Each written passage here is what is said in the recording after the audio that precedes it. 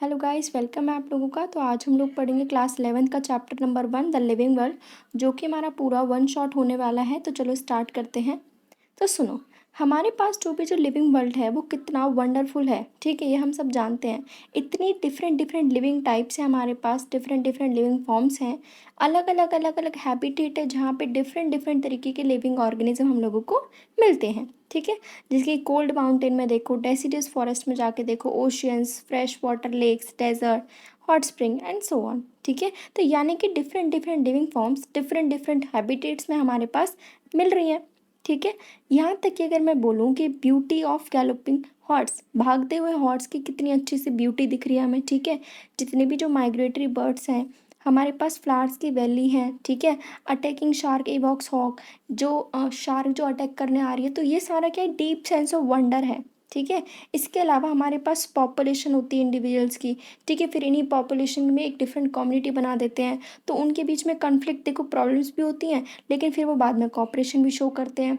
यानी कि एक तरीके से वो तालमेल बना के रह रहे हैं। ठीक है, इकोलॉजिकल कन्फ्लिक्ट भी है और कॉपरेशन भी है between members of population and among population of community. ठीक है, और अगर मैं सेल के अंदर जाके देखूं तो वहाँ पे क्या है, मॉलिक्यूलर ट्रैफिक है सेल के अंदर भी। तो इससे हमें क्या समझ में आ रहा है कि भाई आखिरकार लाइफ है क्या। हमारे पास दो क्वेश्चन करते हैं एनसीईआरटी। पहला क्वेश्चन तो ये है, टेक्निकल है, जो कि आखिरकार लिविंग ऑर्गेनिज्म को नॉन लिविंग से क्या चीज़ डिफरेंट बना रही है। ठीक है, दूसरा फिलोसफिकल है, जो कि बेसिकली हमें आंसर पूछने की कोशिश कर रहा है कि पर्पस क्या है लिविंग फॉर्म्स का, आखिरकार ज़िंदगी का पर्पस क्या है। तो इसमें हम ये सब देखेंगे। ठीक है, तो नीचे देखते हैं, डाइवर्सिटी इन लिविंग वर्ल्ड। अगर मैं चारों तरफ देखूँ तो हमारे पास large variety of living organism रहते हैं, इंक्लूडिंग प्लांट्स। ठीक है, गमले के अंदर भी अगर आप देख रहे हो तो इंसेक्ट, बर्ड्स, आपका पालतू जानवर, ठीक है, कोई भी एनिमल, प्लांट वगैरह हो सकते हैं।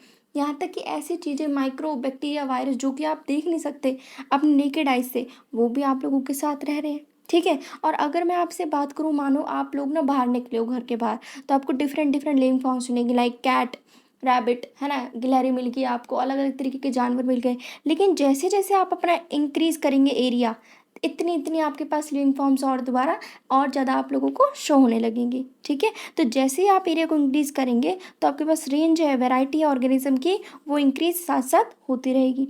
अगर हम डेंस फॉरेस्ट में जाके देखें तो वहाँ पे बहुत ज़्यादा नंबर मिलेगा लिविंग ऑर्गेनिज्म का, डिफरेंट डिफरेंट तरीके के प्लांट्स, एनिमल्स, ऑर्गेनिज्म, जो कि हमने अपने घर के यहाँ पे नहीं दिखते, वो हमें वहाँ गार्डन्स वगैरह में दिखेंगे।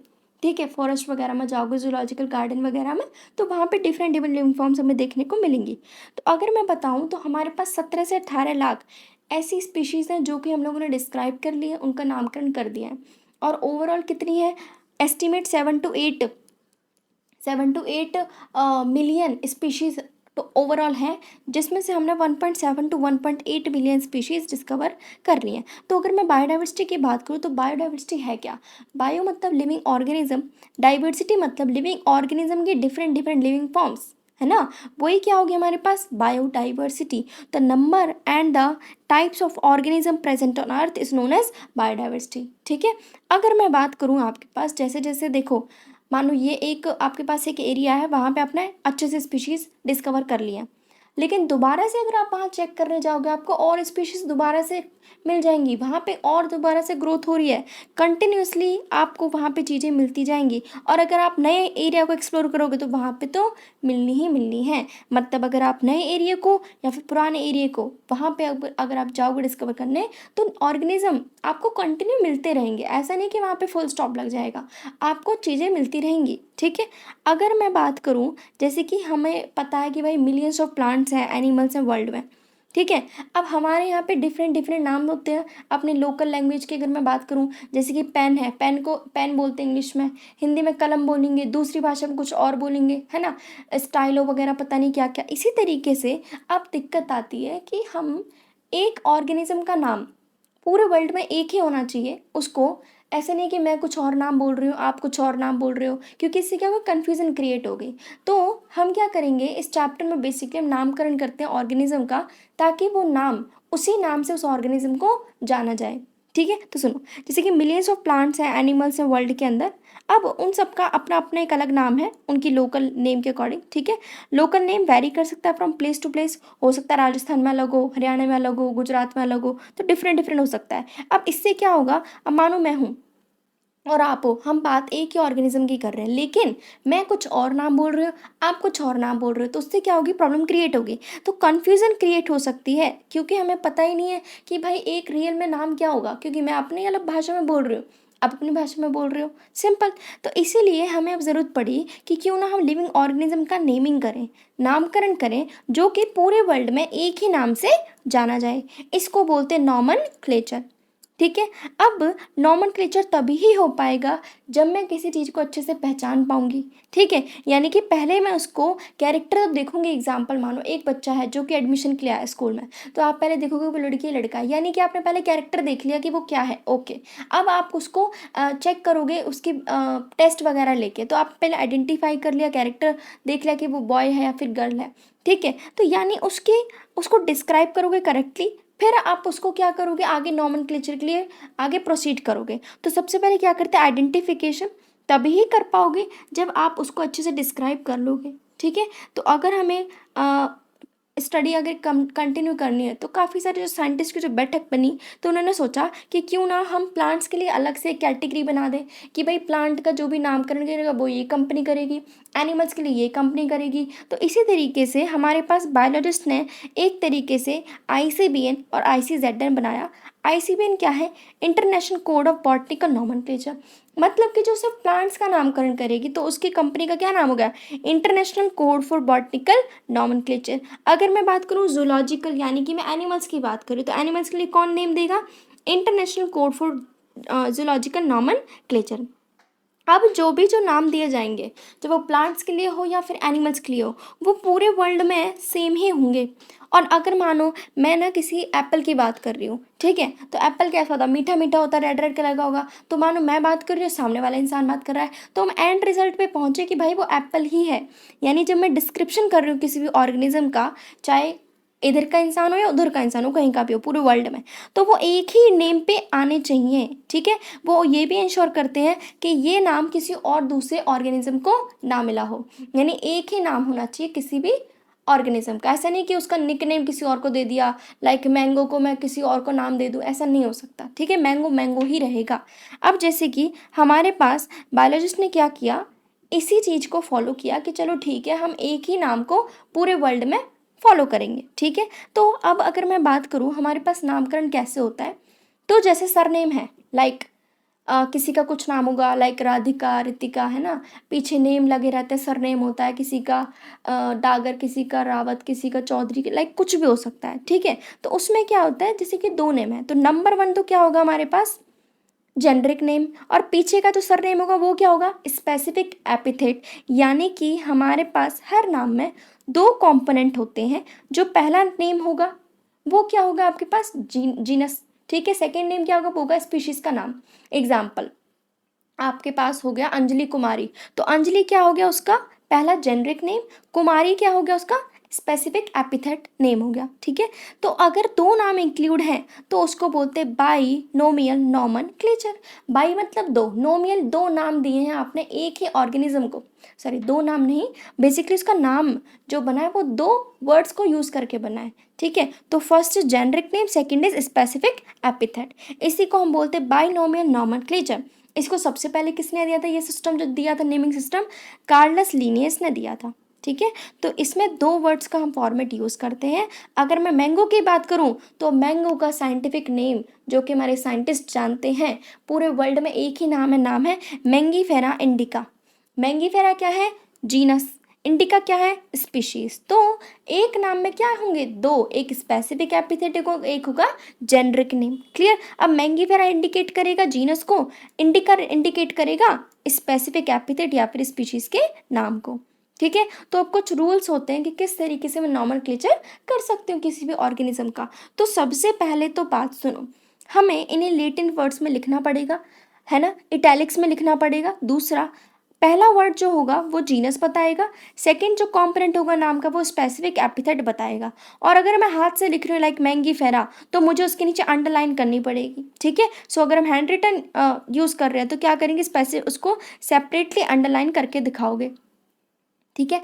अब जो पहला लेटर होता है लाइक मैंगीफेरा, तो इसका जो एम है वो क्या होगा, कैपिटल होगा, और इंडिका का क्या होगा, स्मॉल होगा लेटर। तो याद रखोगे जीनस का नेम हमेशा कैपिटल लेटर से स्टार्ट होगा और स्पेसिफिक एपिथेट का नेम हमेशा स्मॉल लेटर के साथ स्टार्ट होगा।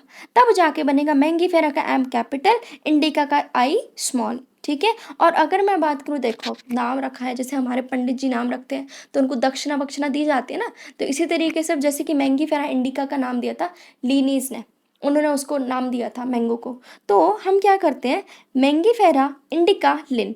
अब हम क्या करते हैं, ऑथर का नाम, जिसने उसको पहली बार डिस्कवर किया है, पहली बार क्या, एक बार में ही डिस्कवर होता है, तो पीछे लिख देंगे लिन। तो नाम के पीछे स्पेसिफिक एपिथेट के पीछे जो तीसरा वर्ड आएगा वो होता है साइंटिस्ट का नेम, ठीक है। तो इसलिए नेम ऑफ ऑथर और appear after the specific epithet, ताकि पता चल जाए कि भाई इसको पहली बार किसने डिस्कवर किया था। तो किसने किया था, लीनेस ने किया था, ठीक है। अब सुनो, अब जैसे कि हम सब जानते हैं, अब क्या आप सभी लोगों को सभी लिविंग ऑर्गेनिज्म का नामकरण कर सकते हो, एक एक को उठा के कि यही ये वाली चींटी का नाम ये होगा, उस वाली चींटी का नाम हो ये होगा, ऐसा तो नहीं कर सकते ना।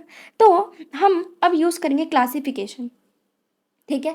जैसे कि मानो कोई बच्चा है, अब वो 4-5 साल का है, तो आप उसको कौन सी क्लास में डलवाओगे, कौन सी क्लास में उसका एडमिशन करोगे, आप छोटी क्लास में उसके एज के अकॉर्डिंग, ठीक है। यानी कि आप उसको क्लासीफाई करोगे उसके कैरेक्टर को देख के। आपने पहले पहचान लिया कि भाई अच्छा ये बच्चा है, इसका दिमाग इतना काम करता है, इसको हम इस क्लास में डालेंगे, तो अब हम करेंगे क्लासिफिकेशन, ठीक है।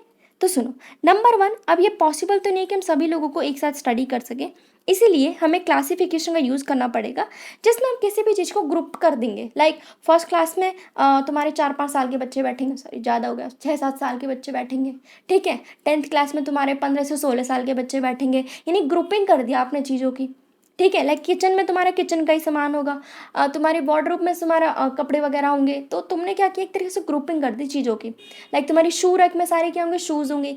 इसी तरीके से हम यहाँ पे क्लासिफिकेशन का इस्तेमाल करेंगे, ठीक है, जिसमें हम किसी भी चीज़ को ग्रुप कर सकते हैं अपने पास ऑब्जर्वेबल कैरेक्टर्स को चेक करके। लाइक अगर मैं प्लांट्स की बात करूँ तो आपकी अब इमेज क्या बन के आ रही कि भाई मैम प्लांट्स की बात कर रही है। अगर मैं एनिमल्स की बात करूँ तो एनिमल्स दिखेंगे। अगर मैंने बोला डॉग तो आप डॉग याद करो। अगर मैंने बोला वेल तो आपको वेल दिख रही है। मैंने बोला शार्क तो आपको शार्क दिख रही है, ठीक है। तो एक तरीके से कैटेगरी बना लोगे आप एक ऑर्गेनिज्म की, जिसमें सारे डॉग आपने एक कैटेगरी में डाल दिए, सारी कैट्स आपने एक कैटेगरी में डाल दी, ठीक है। तो अगर मैं बात करूँ डॉग्स, कैट, इंसेक्ट, ये सब किस में आ गए, कैटेगरी में आ गए, ठीक है। अब जैसे कि मैंने डॉग का नाम लिया तो आपको डॉग दिखेगा, ऐसा नहीं कि आपको कैट दिख रही हो, चूहा दिख रहा हो, बिल्कुल भी नहीं, है ना। जैसे कि एल स्टेशन, ये क्या है, एक डॉग का नाम है, तो हमने डॉग को देखा ना, ऐसा थोड़ी ना मैंने किसी और जानवर को देख लिया हो। अगर मैं बात कर रही हूँ किसी एनिमल को, तो हम एनिमल देखेंगे। मैं बोल रही हूँ व्हीट, मैंने बोला व्हीट का प्लांट, तो आपको व्हीट व्हीट का प्लांट दिखेगा। मैंने बोला राइस, आपको धान दिखेंगे, ठीक है, पेडी पेडी फील्ड दिखेगी। तो इस तरीके से हमारे पास क्या होगी, क्लासिफिकेशन होगी यूजिंग कन्वीनियंट कैटेगरीज, ठीक है। अब जो कैटेगरी कैटेगरी कैटेगरी की जो मैं बार बार बात कर रही हूँ, उस कैटेगरी का नाम होता है साइंस में, बायो में टैक्सा, ठीक है। तो टैक्सा क्या है, बेसिकली कैटेगरी है। कैटेगरी यानी कि ग्रुपिंग करी है मैंने चीज़ों की, वही तो थी। आगे हम इसको रैंक भी बोल देंगे, लाइक इसको एक रैंक में बिठा दिया, ओके। 5 साल के बच्चे को इसमें यूकेजी में डाल दिया, ये एक रैंक दे दी उसको। सो सिंपल ये होगा, यानी कैटेगरी, टैक्सा, रैंक, ये सब क्या है, कैटेगरी, रैंक, टैक्सा, ये हमारे पास टैक्सा ही बनाएगा। तो जो साइंटिफिक टर्म होते हैं कैटेगरीज के लिए, उसको हम टैक्सा बोलेंगे, ठीक है। जैसे कि प्लांट एक अलग टैक्सा बना रहा है, वीट एक अलग टैक्सा बना रहा है, एनिमल्स, मैमल्स, डॉग, ये सारे क्या डिफरेंट डिफरेंट टैक्सा बना रहे हैं। लेकिन एक चीज़ याद रखोगे, डॉग जो कि क्या है, एनिमल ही है, लेकिन वो मैमल के अंदर आता है। तो एनिमल, मैमल, डॉग, ये सारे के सारे डिफरेंट डिफरेंट टैक्सा पे अपने आप को शो करते हैं, ठीक है। अब बात करते हैं टैक्सोनॉमी की। तो टैक्सोनॉमी, अभी तक मैं टैक्सा समझा रही थी आपको, तो हमने कैरेक्टर्स को देख के ऑर्गेनिज्म को क्लासीफाई किया डिफरेंट डिफरेंट टैक्सा के अंदर, इसी को हम क्या बोलेंगे, टैक्सोनॉमी। जैसे कि मैंने अभी बोला कि भाई कपड़ों का अलग बना दो सेक्शन, ठीक है, उस चीज़ का अलग बना दो। तो आपने किसी चीज़ को देख के अलग अलग चीज़ों को ग्रुपिंग कर दी ना, उसी को आप क्या बोलोगे, टैक्सोनॉमी बोलोगे, ठीक है। तो हमने उसके एक्सटर्नल मॉर्फोलॉजी देखी, हमने उसकी एनाटॉमी देखी, है ना, सेल का क्या स्ट्रक्चर है, क्या डेवलपमेंट की क्या प्रोसेस है, क्या इकोलॉजिकल इन्फॉर्मेशन है, उन चीज़ों को देख के आप लोगों ने उसको ग्रुपिंग कर दी किसी भी ऑर्गेनिज्म की, इसी को हम बोलेंगे टेक्सोनॉमी। तो याद रखो, मॉडर्न टेक्सोनॉमी स्टडी का जो बेस है वो क्या है, external internal structure, structure of cell, यानी कि पूरी जो अंदर बाहर की जो कहानी है उसको लेके हमने बोला कि इस तरीके से टेक्सोनॉमी की स्टडी की जाएगी। इस तरीके से हम उसको डिवाइड करेंगे अलग अलग कैटेगरीज के अंदर। ठीक है। तो अगर मैं बोलूँ टेक्सोनॉमी का क्या बेस है, तो कैरेक्टर देखोगे भाई, कैरेक्टराइजेशन पहले, फिर उसको पहचान लिया आपने, फिर क्लासिफिकेशन कर दोगे, फिर नॉमेनक्लेचर कर दोगे। ठीक है। अब सुनो, taxonomy is not something new, हम सब जानते हैं, इतना टेक्सोनॉमी कोई पुरानी वाली कोई नई वाली कोई चीज़ नहीं है। हम जो ह्यूमन बींग्स हैं, हम काफ़ी ज़्यादा जानने की कोशिश करते हैं कि कितनी डिफरेंट डिफरेंट तरीके के हमारे पास ऑर्गेनिज्म हैं।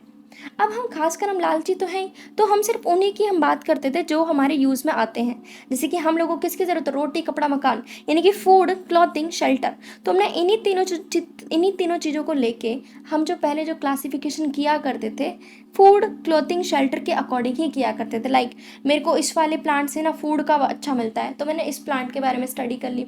इस वाले प्लांट से मेरे को अच्छे से कपड़े मिलते हैं, सॉरी कपड़े नहीं, एनिमल से कपड़े मिलते हैं, तो मैंने उसकी स्टडी कर ली। यानी कि अर्लीस्ट क्लासिफिकेशन बेस थी किसकी, कि किस तरीके से ऑर्गेनिज्म का हम यूज़ कर पा रहे हैं फूड में, क्लॉथिंग में, शेल्टर वगैरह में।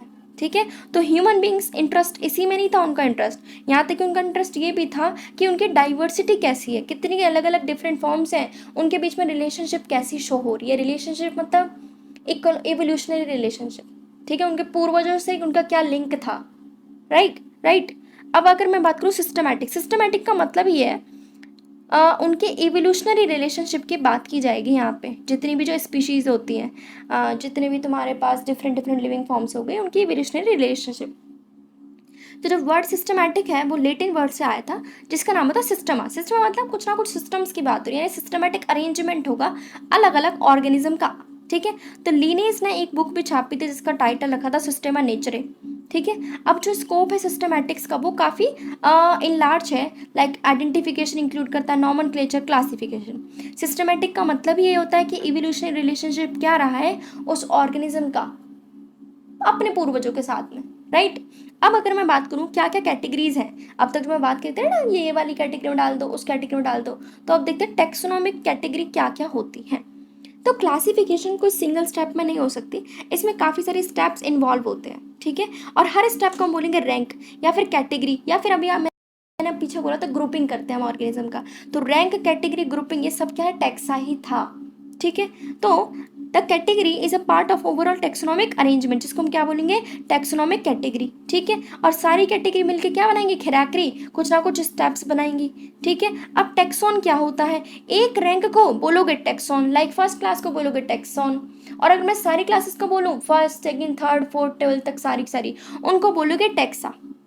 ठीक है। तो टेक्सोन हमारे एक कैटेगरी के लिए होगा, और टेक्सा हमारे काफ़ी सारी प्लूरल फॉर्म हो जाएगी हमारी। ठीक है। अब टेक्सोनोमिक कैटेगरी को हम एग्जाम्पल से कैसे समझ सकते हैं, लाइक इंसेक्ट है, इंसेक्ट एक ग्रुप हमें दिखा रहे हैं। ठीक है।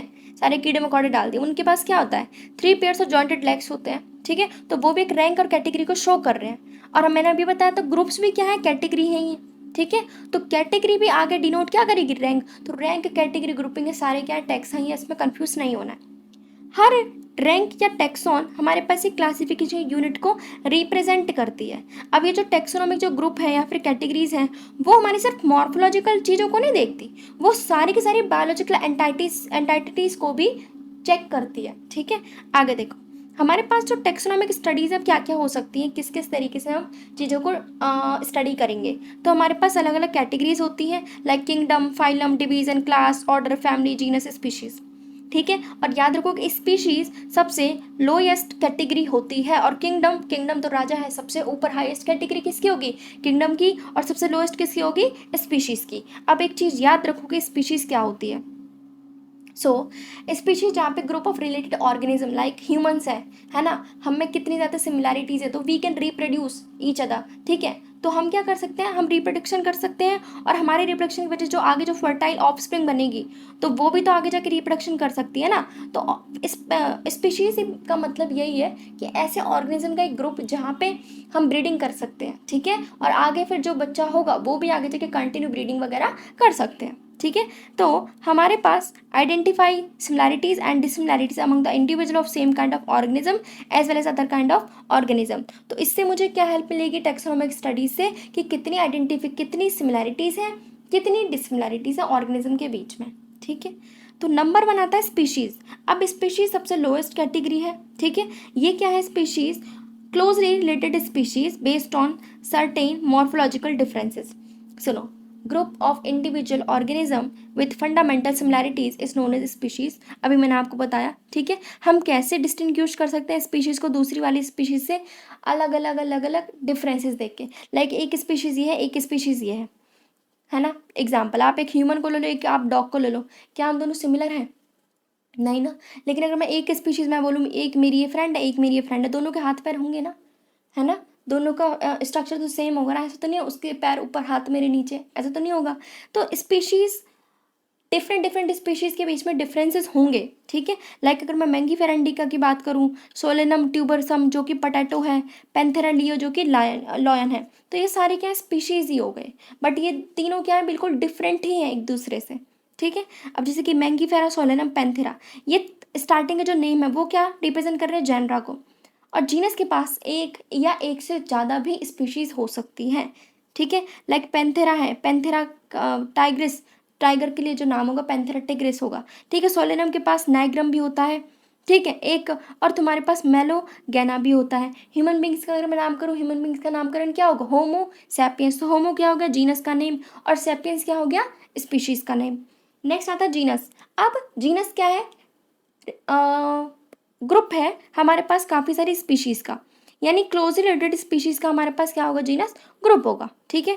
अब इसमें काफ़ी ज़्यादा कैरेक्टर्स हमारे मैच नहीं करते। एग्जाम्पल में बताओ, एक जीनस ये रहा, एक जीनस ये रहा, ठीक है।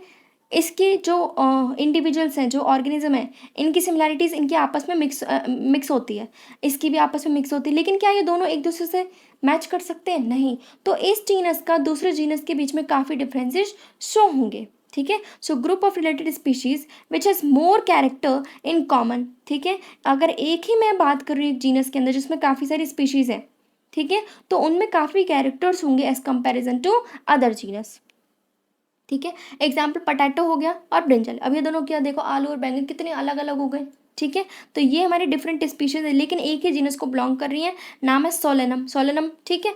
नेक्स्ट अब लायन, तुम्हारा पेंथेरा लियो हो गया, लेपर्ड हो गया, उसके देखो पेंथेरा लियो, पेंथेरा पार्टस, पेंथेरा टाइग्रस। अब यहाँ पे जीनस क्या है, सेम, लेकिन स्पीशीज क्या पड़ेगी, तीन डिफरेंट हो गई, ठीक है।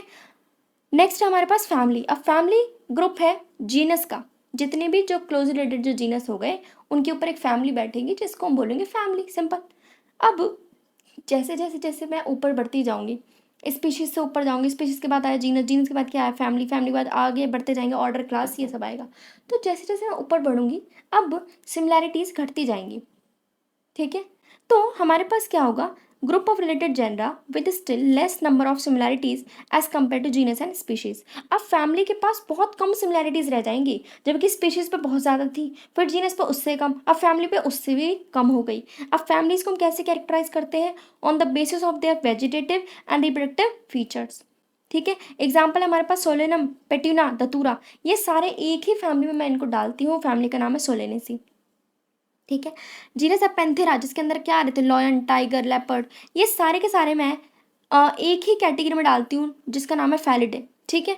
उसके अंदर फैलिस कैट भी आती है। इसी तरीके से अगर मैं देखूँ कैट डॉग को, तो ये बिल्कुल इनके बीच में सिमिलैरिटीज़ भी हैं और कुछ कुछ डिफरेंसेस भी हैं, ठीक है। तो इनकी अलग अलग फैमिली है। फैलिडे किसकी होगी, हमारे पास कैट की, कैनिडे किसकी होगी, डॉग की।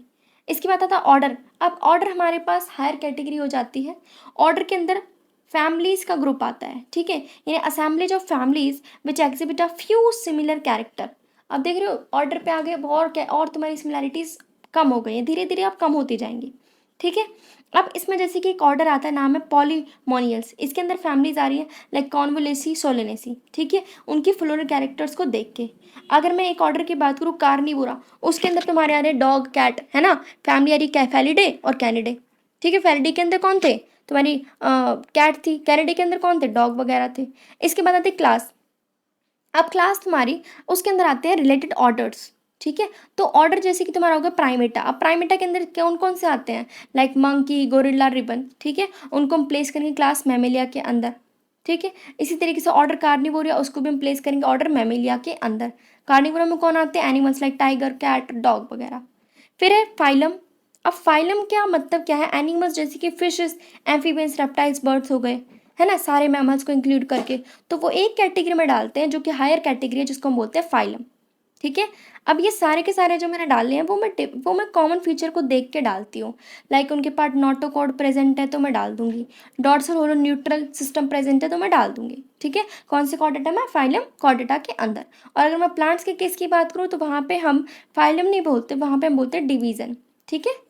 नेक्स्ट है किंगडम। अब किंगडम सबसे हायर कैटेगरी है, ठीक है। तो किंगडम दो तरीके होते हैं, किंगडम एनिमेलिया, किंगडम प्लांटे, ठीक है। एनिमेलिया जिसमें सारे एनिमल्स आएंगे, किंगडम प्लांटे जिसमें सारे के सारे प्लांट्स आएंगे, ठीक है। तो अब देखो, अब हमने यहाँ क्या देखा, जैसे जैसे हम हायर ऊपर की तरफ गए, स्पीशीज से ऊपर की तरफ गए, तो हमारे पास क्या हुए, कैरेक्टर्स काफ़ी कम होते गए, ठीक है। जबकि स्पीशीज लेवल पे क्या थे, कैरेक्टर्स काफ़ी मैच हो रहे थे स्पीशीज के अंदर। फिर उसके बाद क्या आया, जीनस आया, फिर फैमिली आई, फिर क्लास, फिर ऑर्डर, फिर फाइलम, फिर किंगडम। तो धीरे धीरे जैसे आप किंगडम पे गए, अब तुम्हारे पास काफ़ी ज़्यादा कैरेक्टरिस्टिक्स कम होने लगेंगी, ठीक है। तो ये हमारे पास क्या था, स्पीशीज। स्पीशीज के बाद जीनस, जीनस क्या था, ग्रुप ऑफ रिलेटेड स्पीशीज। फिर आता है फैमिली, फैमिली क्या थी, group of related genus. Family के बाद क्या था, ऑर्डर, ऑर्डर क्या था, group of related families. Class क्या थी, group of related order. Class phylum क्या, ग्रुप ऑफ रिलेटेड क्लास। तो इस तरीके से हम चीज़ों को याद रखेंगे, ठीक है। तो जिसको भी पसंद आया तो please do like, subscribe and share.